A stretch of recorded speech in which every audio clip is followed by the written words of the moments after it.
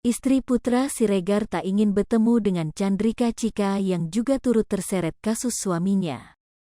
Kasus pengeroyokan yang menyeret Putra Siregar dan Rico Valentino belum berakhir.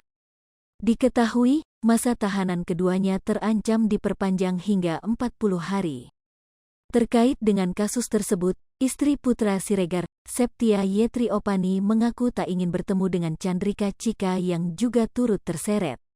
Dikutip dari YouTube Intense Investigasi, Sabtu, tanggal 30 April tahun 2022, Septi dengan tegas tak ingin bertemu dengan Cika. Saya udah nggak mau ketemu langsung juga. Saya nggak kesel, cuman saya mau ya jangan sampai nutupin orang lain, maksudnya ngelindungin orang lain.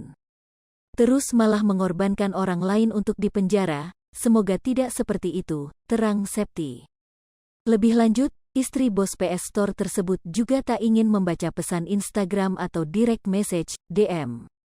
Sampai sekarang dia nge-DM ini cuman saya nggak mau read, ucapnya.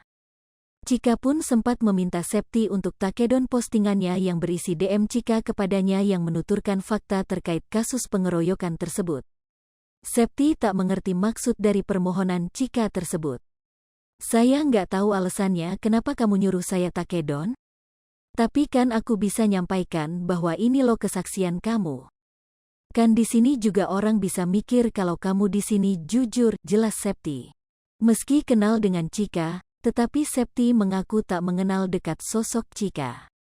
Saya nggak deket banget sama dia, cuman kita pernah ketemu, lanjutnya. Dalam kesempatan tersebut, Septi juga mengungkapkan bahwa suaminya melarang dirinya untuk mengajak anak-anak menjenguk di penjara.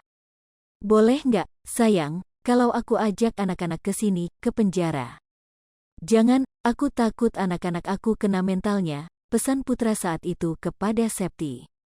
Septi mengaku bahwa anak-anak selalu mencari Putra yang sudah lama tak pulang.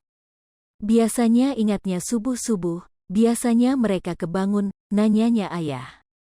Ayah mana, Bunda? Masih suka nyari, tiap hari, tambah Septi. Ia mengaku selalu mencari cara untuk mengalihkan perhatian anak-anak. Diketahui, Putra Siregar juga berpesan kepada Septi untuk membawakan sajadah kecil ke penjara. Selama ditahan, Putra memperbanyak ibadah dan sering tausiah.